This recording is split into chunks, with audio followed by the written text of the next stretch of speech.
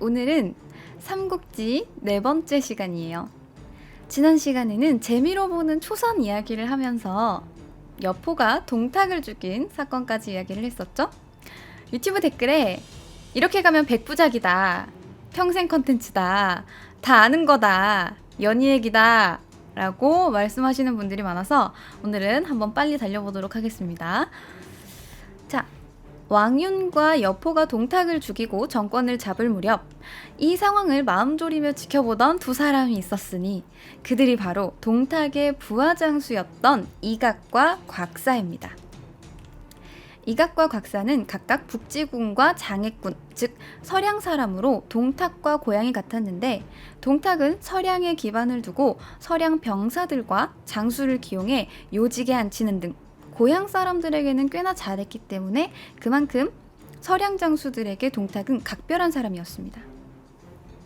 이는 이각, 곽사도 마찬가지였고 동탁이 왕윤과 여포에게 암살당했다는 소식이 들려오자 왕윤과 여포의 고향 병주의 양심을 풀고 병주 사람들을 학살하기 시작합니다. 병주 사람이 무슨 죄가 있다고 병주 사람들을 학살합니다. 하지만 이미 대세는 왕윤과 동탁에게 기운 뒤였고 상관으로 있던 동탁의 사위 우보가 왕윤, 여포에게 패한 뒤 죽자, 물론 전투에서 죽은 건 아니에요. 도망가다가 부하들이 죽인 겁니다. 어쨌든 패한 건 패한 거고 죽은 건 죽은 거니까요.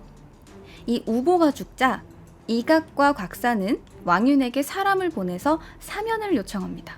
동탁이 죽었다고 병주 사람 수백 명을 학살해놓고 병주 출신 왕윤한테 사면을 요청한다는 게 좀 말이 안 되는 것 같아 보이지만 왕윤의 입장에서도 혼란스러운 시기에 동탁의 잔당을 거느리고 있던 이각을 사면함으로써 그들을 흡수하거나 자체적으로 해산시키는 편이 합리적인 판단이었을 수 있습니다.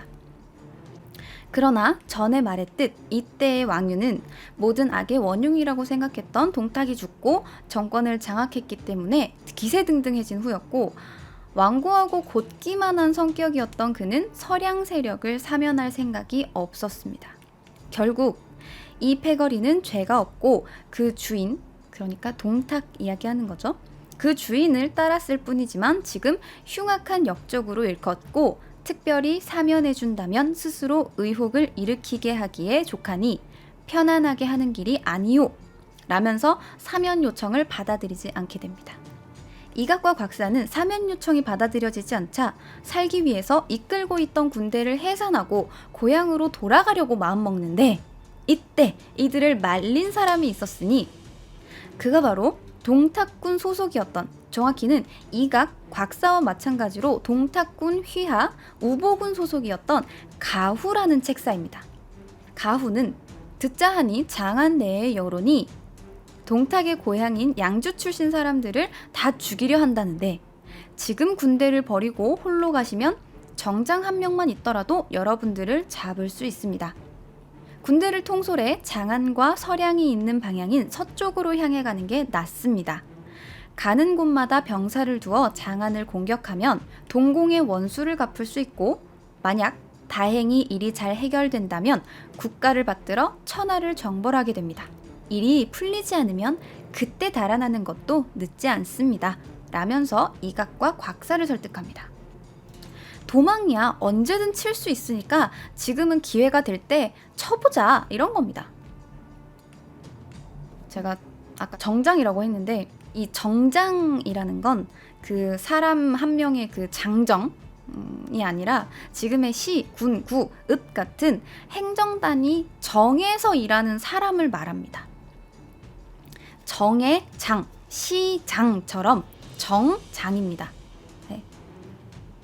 근데 이 이각과 곽사가 가후의 말을 들어보니까 상당히 그럴싸하거든요. 결국 이각과 곽사는 군사를 이끌고 장안으로 향하게 되는데 출발할 당시에는 겨우 수천에 불과했던 병사들은 왕윤이 보낸 호진, 서영 등과 싸워 이겨 항복한 병사를 거두기도 했고 장안으로 가는 중 중간중간 병사들을 모아서 장안에 도착할 때쯤에는 그 무리가 10만여 명이 됐다고 합니다. 이때의 서영은 그 손견 씹어먹은 그 서영입니다. 근데 그 싸워 이겨가지고 병사들 막 항복한 거 막 거두고 중간중간에 병사들을 막 모아가지고 10만 명이 됐어. 이후 전투에 대해서는 자세히 밝혀진 바가 없지만 정사에 기록된 내용에는 장안에 도착하여 공격에 들어가자 과거 동탁의 장수였던 번조와 이몽 등이 합세하였고 8일간 장안성을 포위하고 지키니 내부에서 반란이 일어 이각 곽사의 군사가 성안으로 들어올 수 있게 하였다.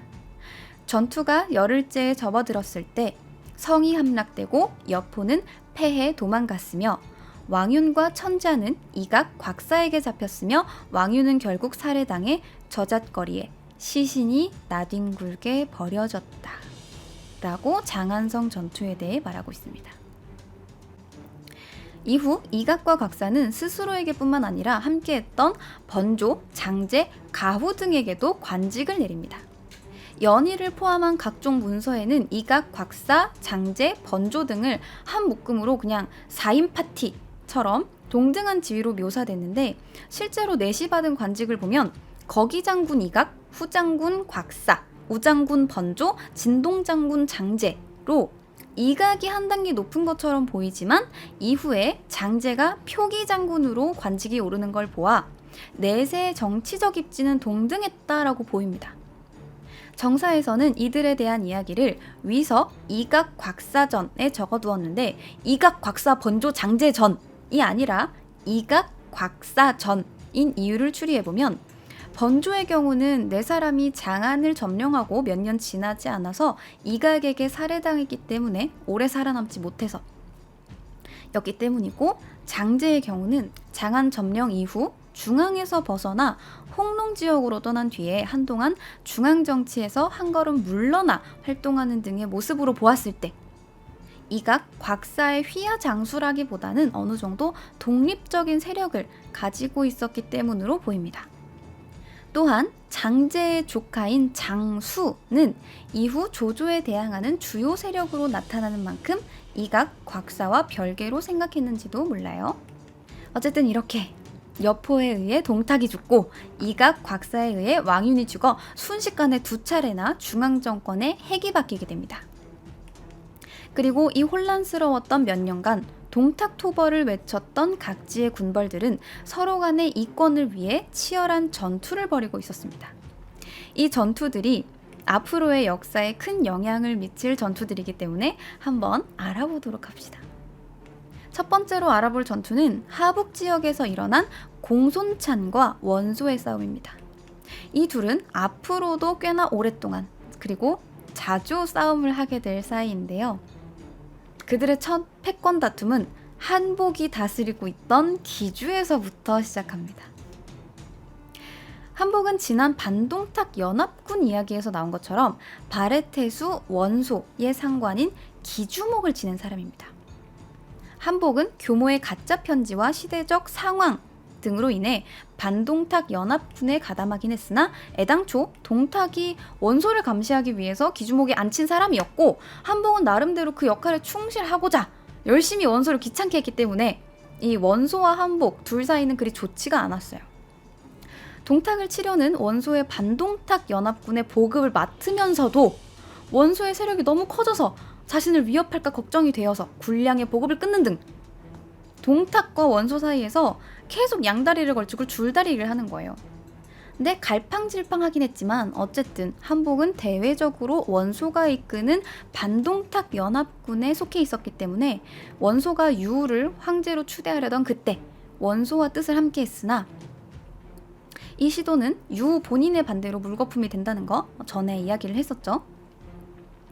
하지만 이 시도가 수포로 돌아가고 말고를 떠나서 유우를 황제로 추대하고 유우에게 힘을 실어준다는 것 자체가 불만인 사람이 있었으니 그가 바로 공손찬입니다. 공손찬은 유우랑 사이가 좋지 않았는데 이런 불화의 시작은 공손찬과 유우의 동북지방 이민족에 대한 정치적 입장 차이부터 시작됐어요.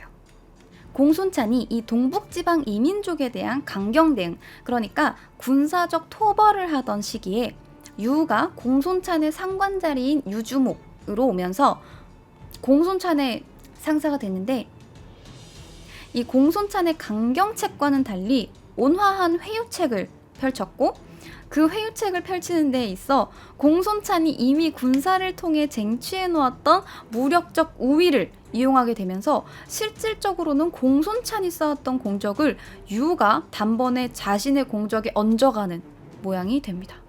그러니까 열심히 아이디어를 짜가지고 기획안을 제출을 딱 했더니 팀장님이 어디 보자 하더니 보니까 팀장님 아이디어가 돼 있어.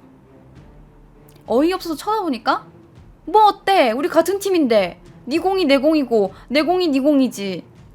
우리 사이에 그런 걸로 서운해하면 돼? 안 돼? 응? 라고 하는 겁니다.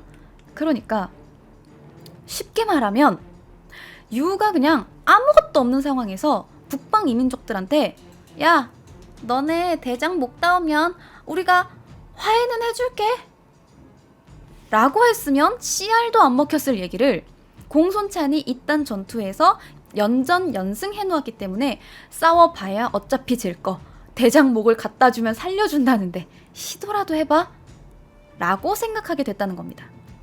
하지만 결과적으로 이민족과의 트러블을 해결한 건 유가 되었고 공손찬의 입장에서는 유가 자신의 공을 날로 먹었다 라고 생각하게 된 거죠. 이후 북방 이민족에 대한 군사적 대치 상황이 어느 정도 해소된 만큼 군비 유지와 관련된 예산을 삭감해서 공손찬이 군대를 유지하는 데 재정적인 압박을 가하는 등 유와 공손찬은 계속해서 부딪히게 됩니다.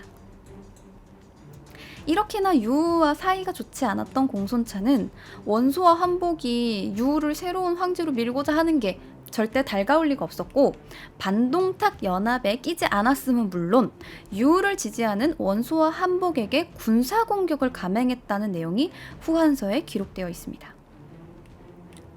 자, 잡다한 상황은 여기까지 하고 다시 원소와 공손찬이 기주를 두고 대립하는 시점으로 돌아가서 원소는 지지 기반, 즉 확보하고 있는 큰 거점이 없는 상태였고 공손찬 또한 유의 군비 축소 방침으로 인해 추가적인 물자와 세력 확보가 시급했던 때인지라 원소와 공손찬 두 사람 모두 본인의 기반 지역인 하북 지역을 구성하는 기주, 병주, 유주, 청주 중 한복이 다스리고 있던 기주를 노리게 됩니다.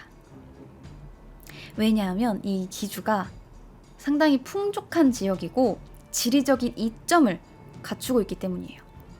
하지만 이 기주는 기가 막히게 풍족하고 지리적 이점을 잘 갖춘 요충지들로 이루어져 있었기 때문에 그냥 막무가내로 들이대기에는 승산도 낮고 손실이 클 게 불보듯 뻔한 상태입니다. 자, 그런데 이때 원소의 책사 중 한 명인 봉기가 아이디어를 냅니다. 봉기는 원소에게 이런 이야기를 합니다.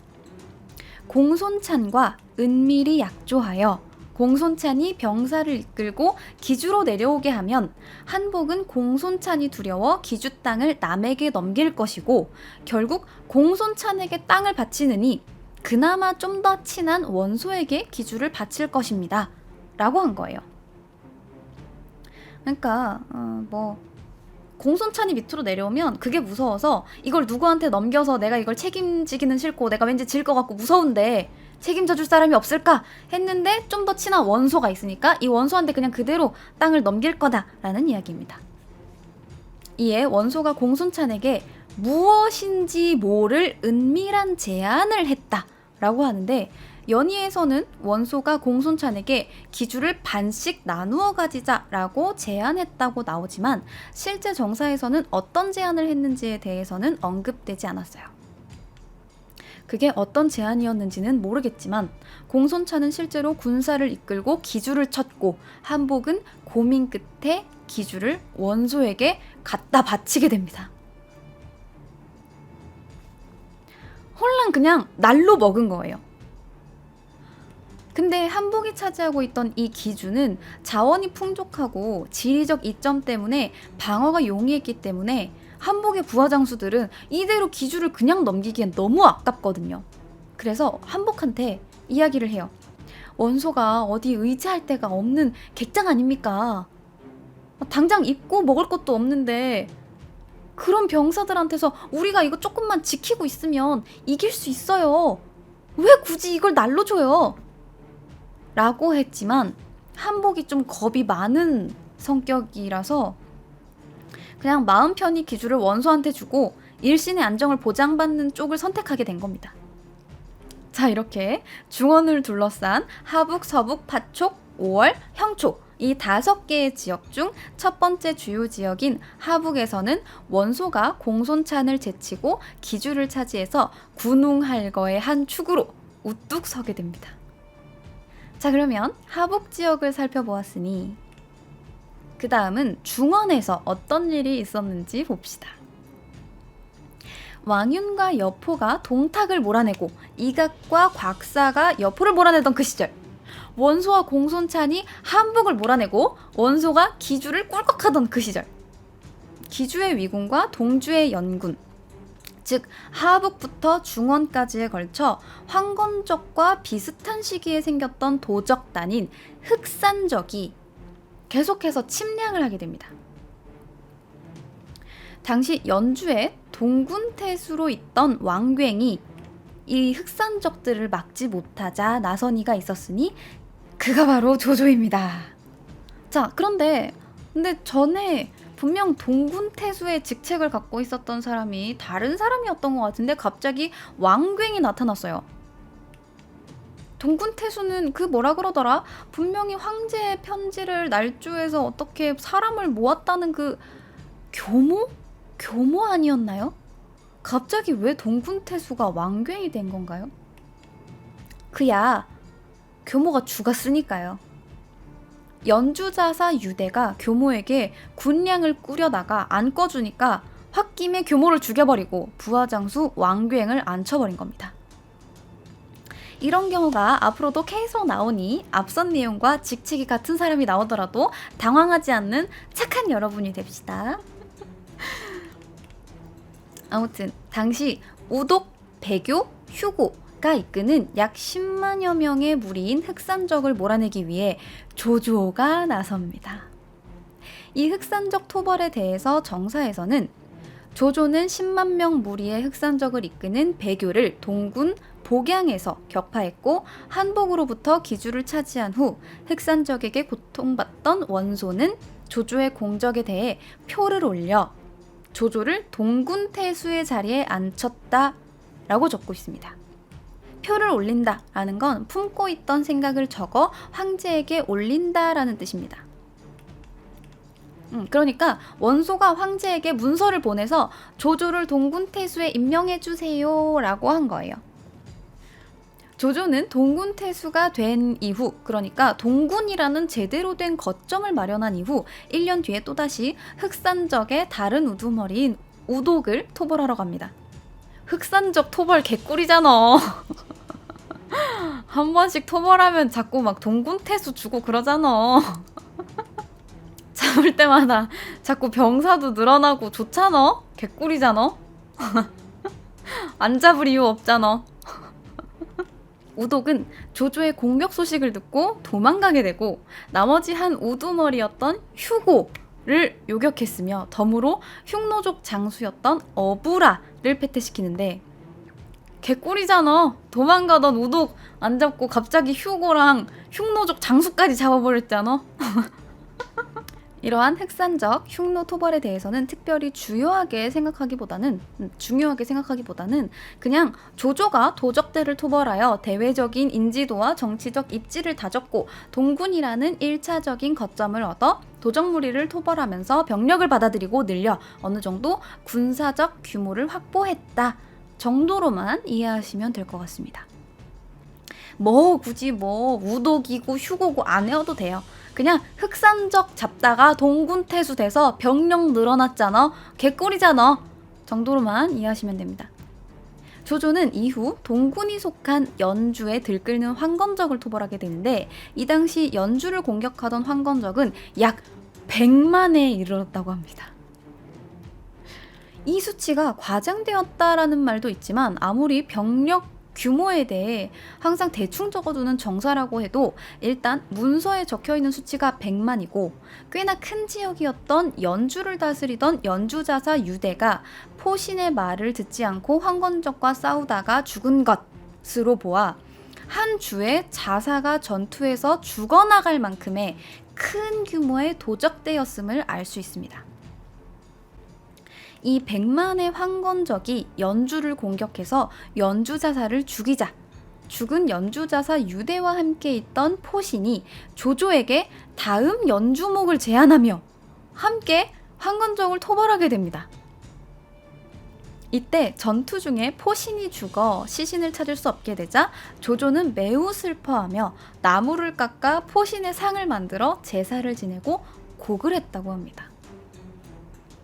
연희에서는 포신은 동탁을 토벌하기 위해 일어난 18로 제후 중 하나로 나와서 손견이 공을 세우는 걸로 질투하다가 동생마저 죽게 만드는 아주 무능한 인간으로 나오지만 정사에서 말하는 포신은 조조의 거병 초기부터 조조를 지지하고 또 지원해주는 사람으로서 조조가 동탁을 쫓다가 서영에게 패하여 도망칠 때는 동생 포도를 보내서 돕다가 포도가 죽고 연주자사 유대 옆에서는 황건적에 대응하고 옳은 계책을 내는 등 상당히 유능한 인물로 묘사가 되고 있습니다.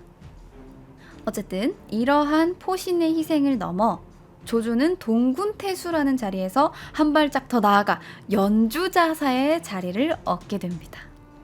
또한 이 황건적 토벌을 통해서 연주자사의 자리보다 더 큰 것을 얻게 되는데 그것이 바로 새로운 정예병력입니다. 조조는 황건적을 토벌하고 항복한 30만 명의 병졸과 약 100만 명의 남녀들 중에서 정예병을 따로 뽑아 군사를 만들어 청주병이라는 부대를 편성하는데 이 청주병은 앞으로도 계속 활약할 조조의 주력 병력 중 하나로 조조가 죽을 때까지 함께하게 됩니다. 자, 이렇게 군웅할거의 시기 혼돈의 정세가 이어지던 그때 조조와 원소가 패권을 잡은 두 지역 하북과 중원에 대해서 알아봤어요. 오늘은 이 이야기 속에 하북, 서북, 형초, 파촉, 오월, 중원 이 6지역 중에 두 지역을 알아봤는데 다음 시간에는 또 다른 패권 싸움이 있었던 형초 지역 양양전투의 손씨 가운에 대해서 이야기를 하도록 하겠습니다. 자, 오늘 이야기는 여기까지입니다.